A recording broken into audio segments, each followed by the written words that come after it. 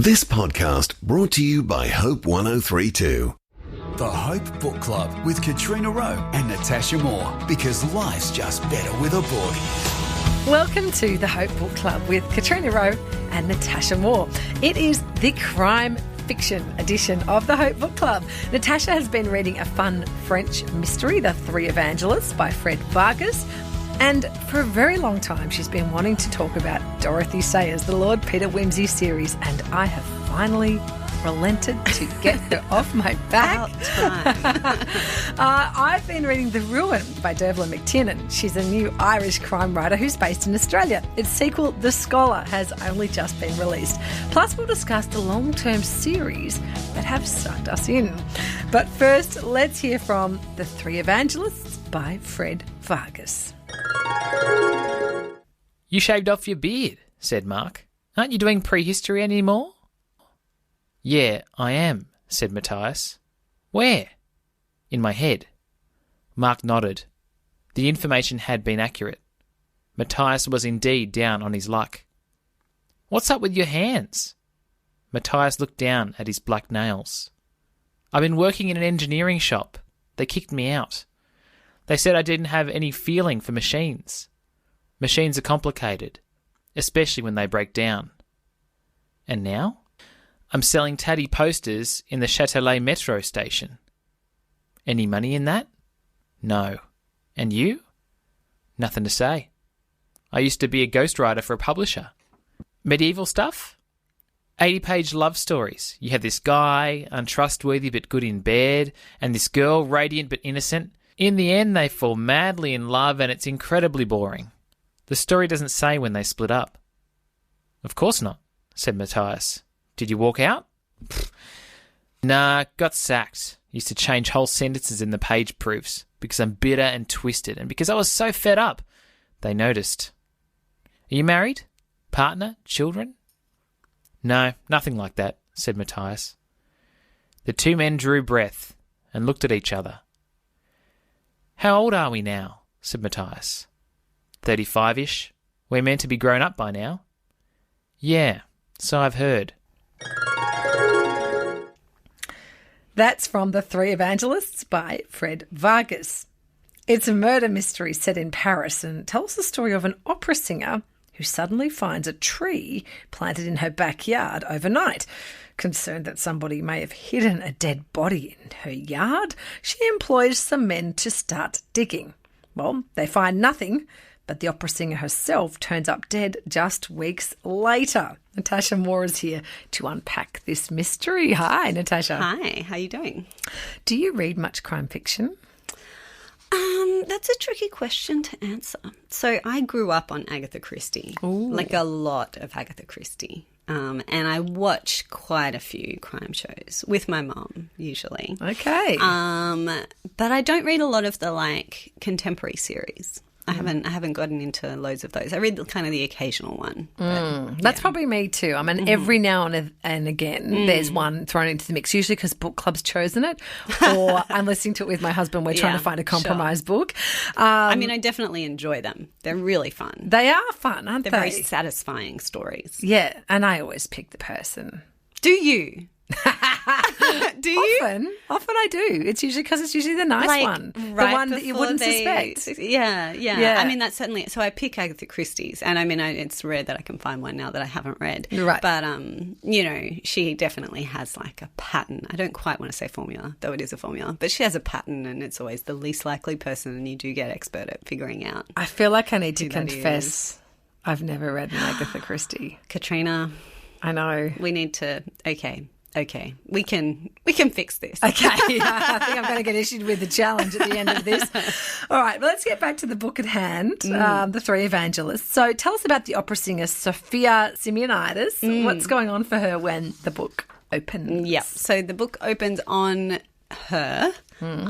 She's looking out the window of her lovely Parisian house and at her garden that she loves, and there's a tree there. That was not there yesterday. Wow. Which is kind of bizarre. Mysterious. And creepy and very mysterious. And why would anyone do that? And no one has told her that they're going to do it. And she's Greek originally. She's very, dramatic and beautiful. And she was a quite famous opera singer. She, wants to say to her husband, Pierre, she's like, there's a tree in the backyard that wasn't there before. He doesn't even look up from his newspaper because he's just a bit checked out and, used to adore her, but now is very kind of distant and jaded, invested in his job and, he doesn't really talk to his wife and doesn't seem at all disturbed by the fact that there's a tree in the backyard that wasn't there before. So poor Sophia, she's a lovely character actually. So she makes friends with the young penniless historians who move in next door. So they're kind of the three evangelists of the title. So why are they called evangelists? So they're in no sense evangelists, except that their names are Mark, Matthias, so right. Matthew, and Lucien or Luke. Okay, so they're the apostles. They move in with Mark's uncle, and Mark's uncle, who is a retired or disgraced detective, he is struck by he's amused by the fact that their names are essentially Matthew, Mark and Luke, like the three gospel writers, evangelists, three of the four. And so he calls them that, nicknames that, and some of the other characters start I'm calling so them glad that you as well. explained because I had to ask you about that. It sounds like it's going to be like a Christian book. They don't really like it. They kind of find it a bit annoying that they get called St. Luke and St. Mark and St. Matthew. But it really amuses him, the old man. So one of the reviews I read suggested that this is quite unconventional for a work of crime fiction. Like, for example, that the murder doesn't occur until some way into the book. Do you agree that it was unconventional?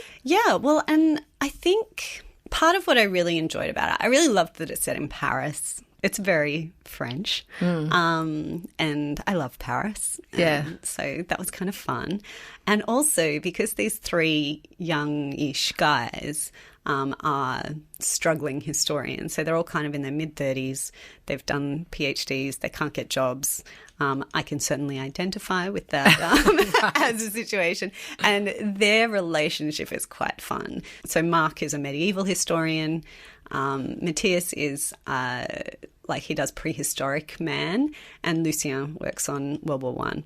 And they all kind of have this total contempt for each other's fields as not real history, right. But they are all really into their own work, and they also get on really well and are really amusing characters. So there's a whole kind of historical academic kind of thread through that. So Lucien, who's the World War I guy, is always talking about like the Eastern Front and the Western Front, as in their neighbours on one side of the house and their neighbours on the other right. side. And they move into this like dilapidated, falling apart house for like very minimal rent because, of course, they're unemployed and, struggling academics.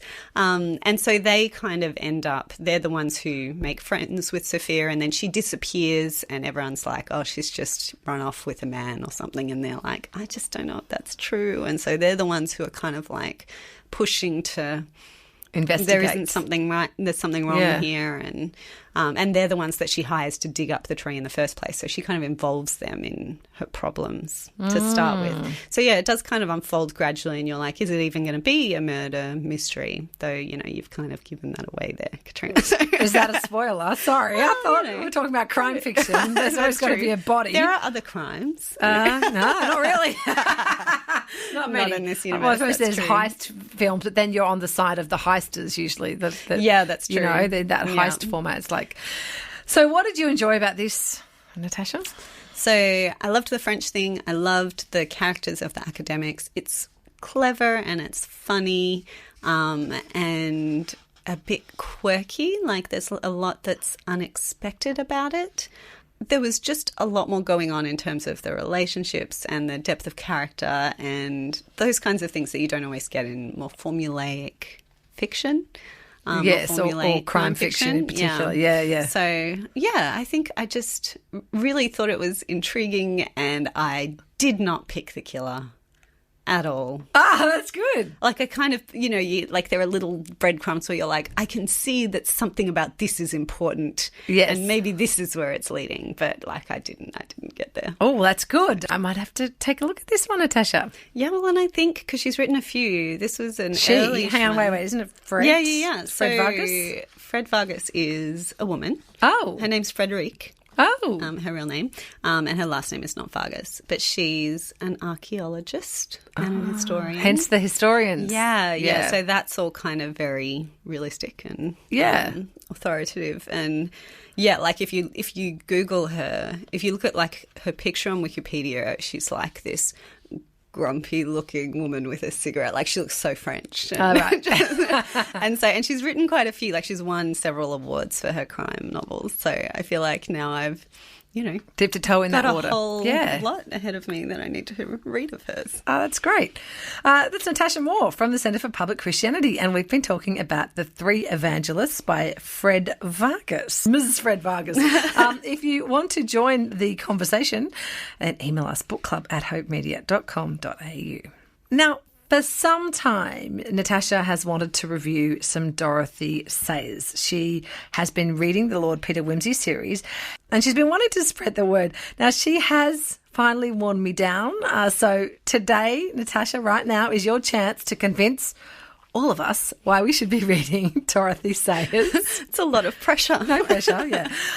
So, look, I have to confess, Natasha, that one of the reasons I haven't wanted to talk about this is that I've never read any Dorothy Sayers. I didn't really want my ignorance on display. But for those who aren't familiar with her work, tell us a bit more about her. Well, Dorothy Sayers is fascinating. So she did write this series of crime novels, and that's kind of what to the extent that she's known, what she's probably best known for. But she was also, she wrote a lot of essays, theological essays and so on. She was a Christian. She wrote plays, she did translations, she wrote like poetry as well. Her essays are kind of sassy and wonderful.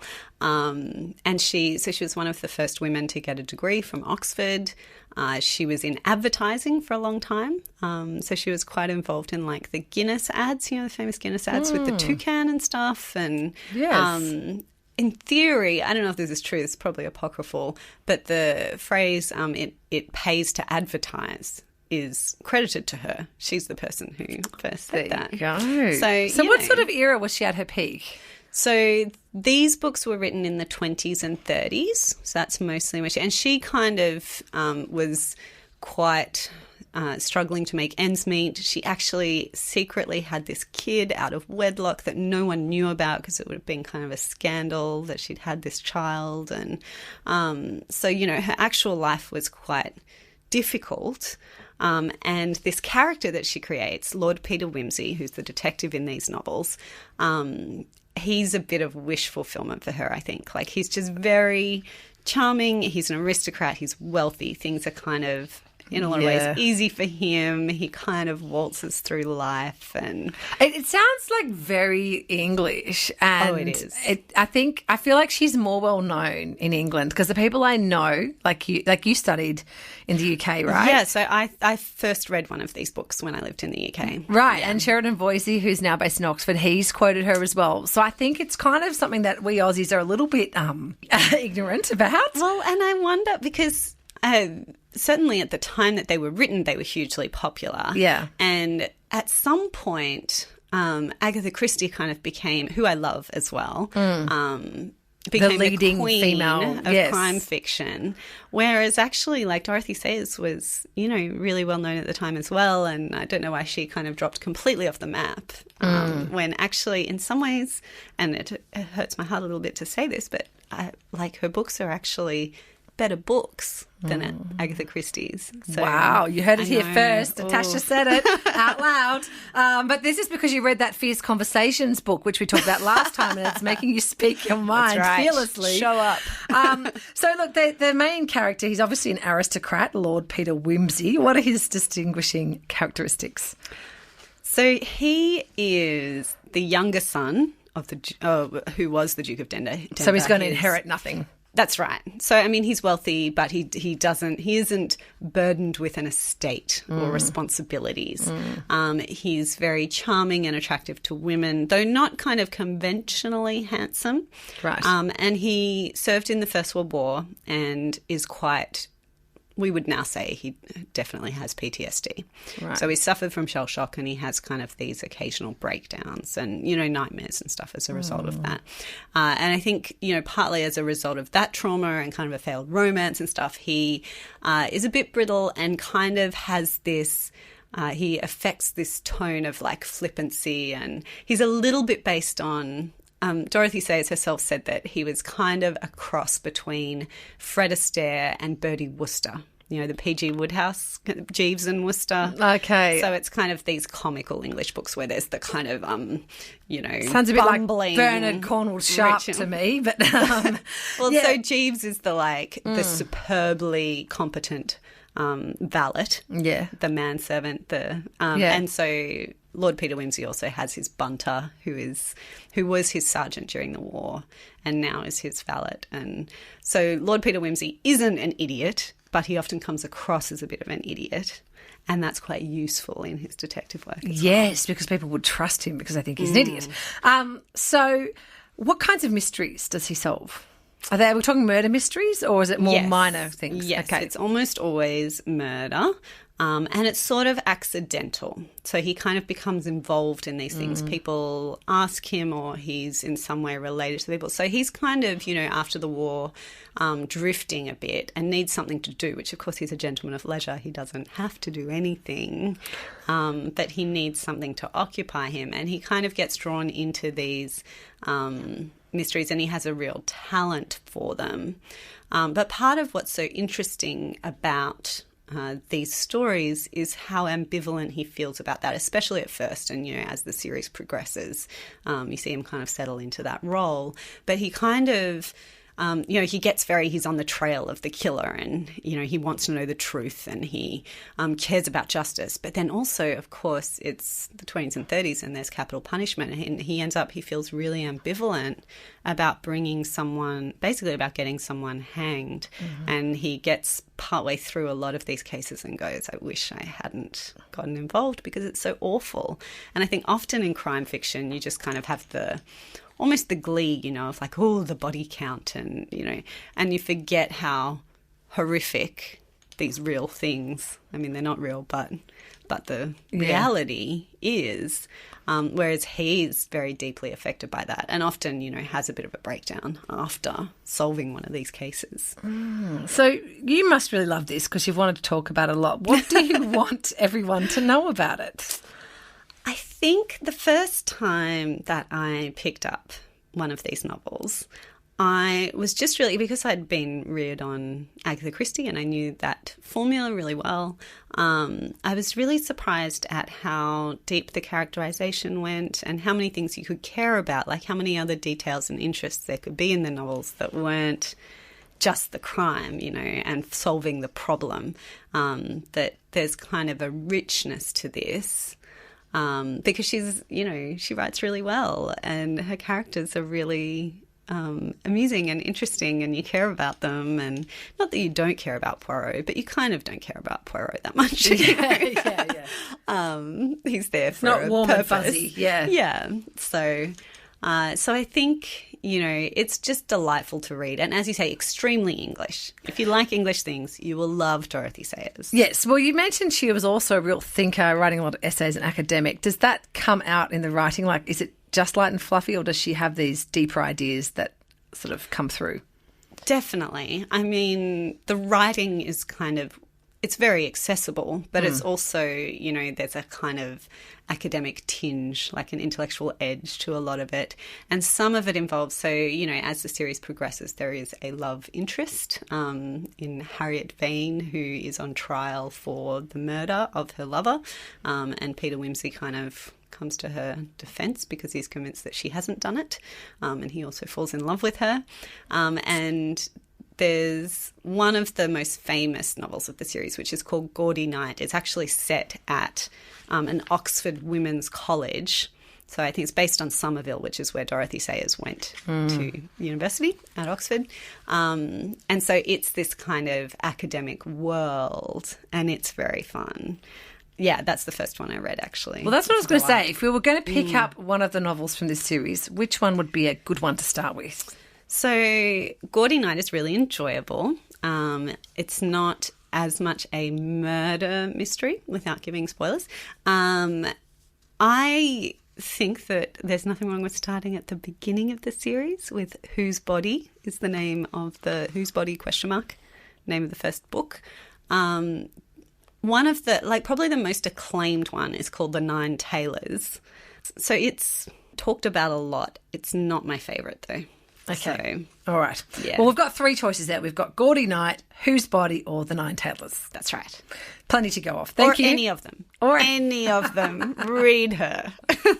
Okay, you've convinced me. I'll have to pick one up. Yes. Now, because detective and crime novels often run in series, I thought we could both share a series that we've enjoyed. So I will start, Natasha, with the #1 Ladies Detective Agency series by yes. Alexander McCall Smith. Have you read any of these? I have not. Okay. But many, many people love these books and Yeah. have told me that I would like them. They're and I've just never got there. Yeah, so the main character is Precious Ramotswe. She has a assistant, Grace McTiernan.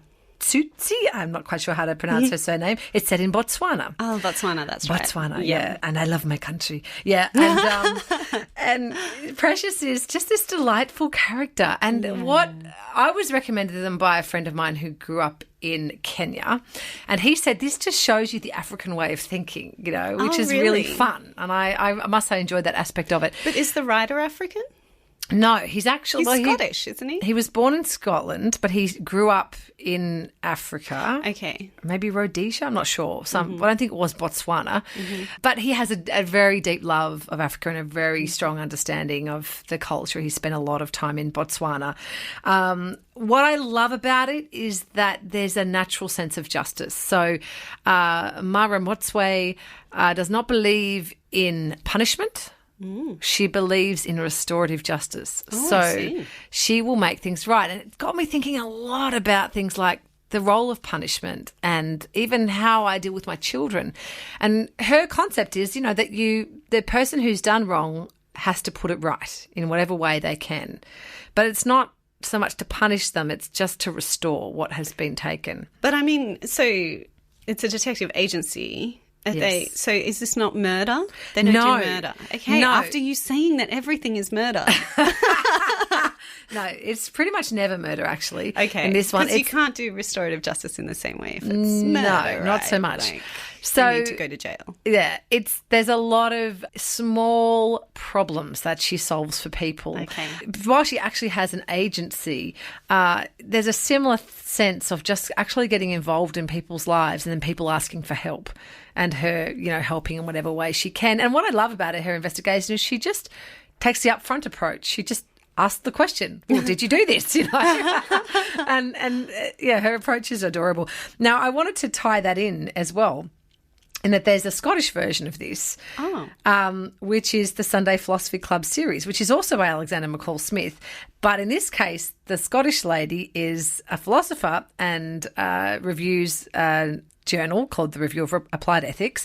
And again, she solves mysteries. But again, it's more people coming to her for help. Existential mysteries? Sometimes. What's going on in my life? No, it's more like people crime as well. No, it's more like moral dilemmas. And I Okay. think that, for example, this painting may be a fake, Oh, or right. Yeah, interesting little things. And she uses philosophy and she uses her knowledge of people to help others, not for pay, but just because she, the moral dilemma, the moral imperative of helping those, particularly those in proximity. So are these kind of deep or fluffy or both? So they're both, definitely both. And that's what I love about his writing. Now, I must say he can be a little undisciplined at times, Alexander McCall Smith. He kind of gets drawn into his own little aside sometimes. But he's a very, very well-educated person, yet he writes in a way that's usually easy to understand. I must admit I do occasionally need a dictionary. But particularly with the #1 Ladies Detective Agency series, it's fun, it's life-affirming, it's joyous, and, he doesn't stop writing them. They're still going. So, yeah. I think I stopped at about 10 books. Okay, maybe I should try. Yeah. What's your fave series? Oh, I don't know about favourite. Okay, one you couldn't that put down? Oh, plenty. I mean, one that's quite topical right now, though I read it a while ago, would be the Game of Thrones books. Oh, yeah, my husband's read those. Which I did finally pick up. I mean, they're a bit daunting, right? They're a bit massive. Yeah. But got very into. Obviously felt betrayed at various points throughout, because if you know anything about Game of Thrones, you know that what George R.R. Martin does is he kills off main characters. I know. Sometimes the one you think is the main character, he kills them off at fairly regular intervals, which is just very jolting as a reader, because usually you don't necessarily know what's going to happen, but you know what kind of story this is, who it's about, where it's going broadly. And Martin is a bit like, no. So there were points where I got a bit disillusioned, but it was very compelling. Okay. So are you waiting for a book to come out? Well, I was waiting. Right. For a while. You've given up? But, I read these books like 5, 6, no longer, 6 or 7 years ago. I think, yeah, my husband read them a long time ago too. And the next one's still not out, and now the TV series, which it's ahead I of the don't book, watch, isn't it? But I, vaguely follow and talk to people about, because I want to know what happens, and, the book isn't forthcoming, and so I've given, and now I'm a bit like, oh, well, I just don't think I could reinvest again. It's been too long, and I mean, it's been notoriously long, right? There are all those memes that go around, which is like, George R.R. Martin, every time someone asks me when the next book is coming out, I kill another Stark, which is, one of the main families in it. So, everyone is frustrated that these books are not out. Oh, I hope he doesn't die before he finishes it. No. That's all I can say. Well, I have also got a murder mystery. It's called The Ruin by Dervla McTiernan. Okay. Oh. So she is an Irish writer, but who lives in Australia now. So I think she moved to Perth a couple of years ago and decided this was the moment, to really become a writer.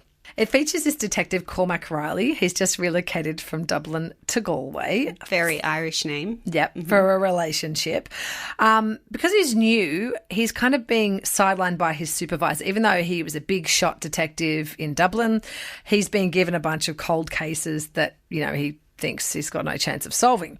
However, one of them happens to be a drug overdose of a single mother that he investigated 20 years before when he was brand new in the force. And there were 2 children affected by that. So one was a 15-year-old girl called Maud, and then there was her younger brother, Jack, who at the time was like 4 years old. And he's never forgotten them because these poor kids were so neglected and they were living in filth and squalor.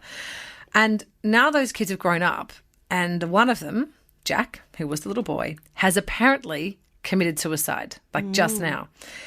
But the suicide seems very out of character. So there's this question of, are those 2 sort of deaths or murders possibly connected in some way? Because this is a novel, they definitely are. Right? Maybe not. But why doesn't anyone on the Galway Police Force want to dig a bit further into Jack's death? So, yeah, Cormac Rowley is the man to find out. So, did you like it? Oh, I did like it, yes. Okay. I audiobooked it with my husband. The Irish accent? Yeah, look, it's interesting because one of the characters has moved to Australia and become an Australian. Oh. And so the actor had to do the Irish accents but also an Australian accent. Well, but you moved to Australia from Ireland. You don't take on an Australian accent. It's been 20 years. Oh, still. Yeah. So she has a bit of an Aussie accent. She gets it right most of the time except the A's. She can't get our A's right. There are a lot of A's in a lot of words. Like she still has more of an at sound when we would have an R sound. Yeah. But, it's a great performance. It's really interesting. Like, we listened to it on a drive and we were like, let's just keep driving. Let's not stop. We don't want to have any breaks because, we don't want to stop the story. Oh, cool. That's what you want. And did you pick the killer? Oh, I must say, I did have my suspicions at some point. Again, it was like, maybe it's that nice guy. But no, I didn't. Lot of suspicions. Right? Yeah, no, I suppose I didn't pick it until about 2/3 through, and then I started to get the sense of who it was. But I must say, I really enjoyed the Irish setting. I mean, it's Ireland because it's so dark and gloomy, right? Yes. Does it work for the murder mystery? Absolutely, because form? Galway is a place that rains all the time. It's a university town, so there's lots of things happening in that town. But one of the things that really struck me as an Aussie listening is how present the cold was. So in every scene, there was always like, oh, their feet were getting numb, or, you know, they have to go inside to get out of the cold, or, you know, even just the description of what happens when you get in a room and you wait for it to warm up. So, yeah, I thought this is obviously someone who has really lived in this kind of environment. And someone who's moved to Perth and is looking back on what it's like to be cold all the time. That's probably part of it, yeah. So I recommend it. I thought it was really fun. I think the Riley Cormac character is interesting as the sort of main detective guy. And I'd be interested to know the next book. Actually, I think it's called The Scholar, has just recently come out. So I'd recommend reading The Ruin first, and then I'm keen to have a go at The Scholar. Great. I hope you've enjoyed the crime fiction edition of the Hope Book Club. In this episode, we reviewed The Three Evangelists by Fred Vargas, Dorothy Sayers, Lord Peter Wimsey series, and The Ruin by Dervla McTiernan. We'd love to hear your thoughts and feedback. Just email us at bookclub@hopemedia.com.au. And of course, thanks for listening to the Hope Book Club, because life's just better with a book.